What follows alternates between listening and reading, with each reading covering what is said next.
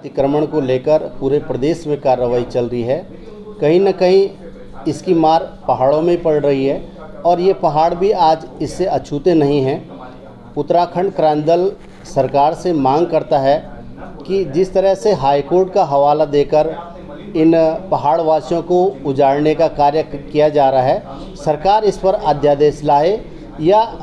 Supreme court में जाकर इस मामले को फाइल करे कि इस पर किस तरह से इन लोगों को राहत मिल सके। हमने देखा कि सरकार मलिन बस्तियों को लेकर, चाहे वो जो उत्तराखंड के भी न रहे हों, उनके लिए रातों रात अध्यादेश लाकर उनको मालिकाना हक दिया गया। लेकिन जो सैकड़ों सालों से यहाँ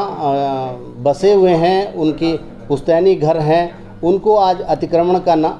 का नाम देकर हटाने की एक बहुत बड़ी साजिश रची जा रही है, जिसका उत्तराखंड क्रांति दल पुरजोर विरोध करता है। और हम सरकार से मांग करते हैं कि अगर किसी कारणवश कोई विकास कार्य में बाधा है या बहुत ही ज़्यादा अतिक्रमित क्षेत्र है तो उसको नियमानुसार हटाया जाए और उसके पुनर्वास और पुनर्व्यवस्थापन की पूर्ण व्यवस्था की जाए, उसके रोज़गार की व्यवस्था की जाए, उसका जो स्ट्रक्चर, उसका जो मकान गिराया जा रहा है, सरकार एनएच के मानक, जो एनएच ने इससे पहले सड़क चौड़ीकरण में मानक लागू किए थे कि 12 वर्ष पूर्व जिनके कब्जे हैं उनको मुआवजा दिया गया, तो उसी तर्ज पर इस अतिक्रमण की जद में जो लोग, इन पहाड़ के लोग इसमें आ रहे हैं, उनको मुआवजा दिया जाना चाहिए। कहना चाहते हैं सरकार सोची साजिश के तहत पहाड़ वासियों को, यहाँ के मूल निवासियों को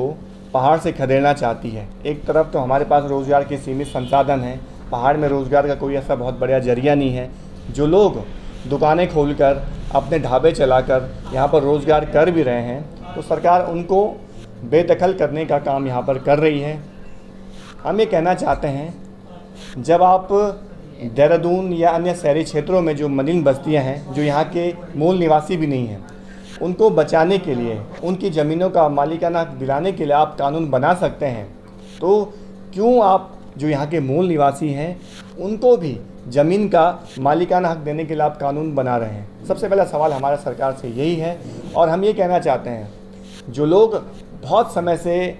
यहाँ पर अपना रोज़गार कर रहे हैं, जिनने कब्जे जमाए भी हैं सरकारी ज़मीन पर, जिनको एक तरह से 10 साल से अधिक का समय हो गया है, तो उनको ज़मीन का मालिकाना हक मिलना चाहिए। अगर उनकी ज़मीन जिस पर उनका कब्जा है किसी सड़क निर्माण के कार्य के चलते या अन्य निर्माण कार्य के चलते उस जद में आती है, तो उसका भी उनको मुआवजा दिया जाए, जैसे एनएच के प्रोजेक्ट में आपने और लोगों को मुआवजा दिया है। ये हम एक और मांग करना चाहते हैं। इसके साथ ही साथ आपने अगस्मुनी बाज़ार को तोड़ने का पूरा षड्यंत्र कर दिया है, जबकि वहाँ पर बाईपास का निर्माण हो रहा है। हम ये कहना चाहते हैं कि बाईपास का निर्माण कार्य जो लगभग 60-70% हो गया है, वहाँ पे आपने लोगों की ज़मीनें भी अधिग्रहण कर ली हैं, मुआवजा लोगों को मिल गया है, तो उस कार्य को पूरा किया जाए और अगस्त्यमुनि बाज़ार को सुरक्षित रखा जाए। उस पर किसी भी व्यापारी का, किसी भी प्रतिष्ठान को, किसी भी तरह का वहाँ पर उनको तोड़ा न जाए, ये भी हम मांग सरकार से कर रहे हैं। इसके साथ ही साथ हम एक और मांग करना चाह रहे हैं, इस प्रदेश में वन अधिकार कानून को प्रॉपर तरीके से लागू नहीं किया गया है और कई प्रदेश ऐसे हैं जहाँ कानून बनकर तैयार हो गया है। वहाँ के जो वन वासी लोग हैं, जो जंगलों पर आधारित लोग हैं, उनके दावों का निस्तारण हो रहा है, वहाँ समितियाँ बन गई हैं। लेकिन उत्तराखंड में कई ऐसे जनपद हैं जिसमें रुद्रप्रयाग भी शामिल है, यहाँ पर समितियाँ तक नहीं बनी हैं जिसके तहत दावों का निस्तारण होना था। कई ऐसे परिवार हैं, जैसे हम चिरबिटे के आसपास के इलाके ले लें या फिर जखोली के आसपास के इलाके ले लें, और भी जनपद के जो अलग अलग हिस्से हैं, चाहे उखीमठ ब्लॉक हो, चाहे अगस्त्यमुनि ब्लॉक हो, इसमें ऐसे तमाम गांव हैं जो लोग जंगलों पर आधारित हैं, जिनके जंगलों में दुकानें हैं, जिनकी मकानें हैं, वहाँ पर जिनकी गौशालाएं हैं, और भी तमाम तरह के उनकी आजीविका जंगलों पर निर्भर है। हम ये चाहते हैं कि उनको जंगलों के अधिकार मिले, वन अधिकार मिले। जो 3-4 पीढ़ियों से जंगल पर आश्रित हैं, उनको भवन का, चाहे ज़मीन का, चाहे काश्तकारी की ज़मीन हो, चाहे अन्य तरह के उनके संसाधन हो, उनका उसमें लाभ मिलना चाहिए। ये तभी मिल पाएगा जब ये वन अधिकार कानून 2006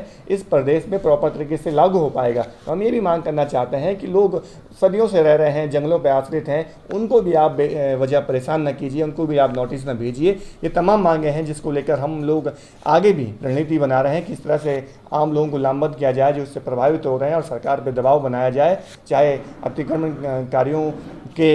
एक पक्ष में जिस तरह से चीज़ें चल रही हैं, जिस तरह से अतिक्रमणकारी, अरे भाई तुम क्यों दिखा रहे हो उसको मुझे।